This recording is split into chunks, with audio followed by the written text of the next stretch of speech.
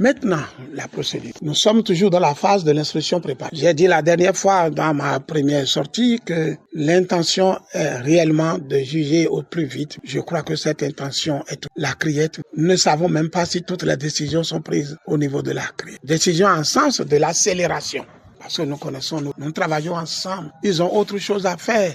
Ils n'ont pas de dossier beaucoup. Le dossier là est devenu dossier que l'on tous les jours à la. Et tous les jours, c'est audience ici. Nous avons compris que l'objectif, c'est un procès. Hier, nous étions devant la criette et la Cour constitutionnelle. Il y a 8 jours, la criette a prononcé un sursis à statut suite à une exception d'exceptionnalité. Et a renvoyé le dossier devant la Cour constitutionnelle. Il y a 1 semaine.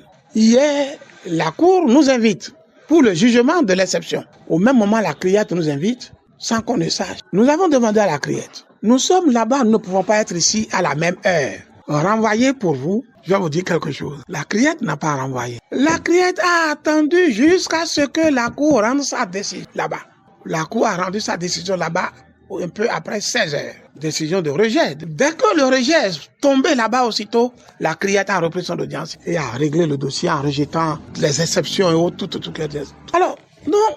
Cela nous déstabilise un peu. Nous n'avons pas que le dossier Bokor. Nous sommes dans des cabinets, nous avons des audiences. On met le dossier Bokor à un rythme tel que des fois nous n'avons même pas, ne sommes pas en aptitude de répondre efficacement aux moyens de l'accusation. C'est-à-dire, c'est comme si on nous empêche indirectement de travailler. On nous surprend au fur et à mesure. C'est une déstabilisation indirecte de la défense. Notre souhait est que la criette en tienne compte. Mais nous pensons quelque part que ce n'est pas évident aussi que tout ça provienne de la criette. Les hommes politiques, un procès comme ça n'échappe pas à une influence politique. Il n'est pas exclu que ce soit des influences politiques qui poussent également à faire ce qu'elle sait qu'elle n'aurait pas dû faire. Et la conséquence, ça nous déstabilise à tout moment sans que nous n'ayons pas souvent le temps d'activer nous-mêmes nos armes. C'est quelque chose qui n'est pas... Donc, au stade où nous sommes, c'est là.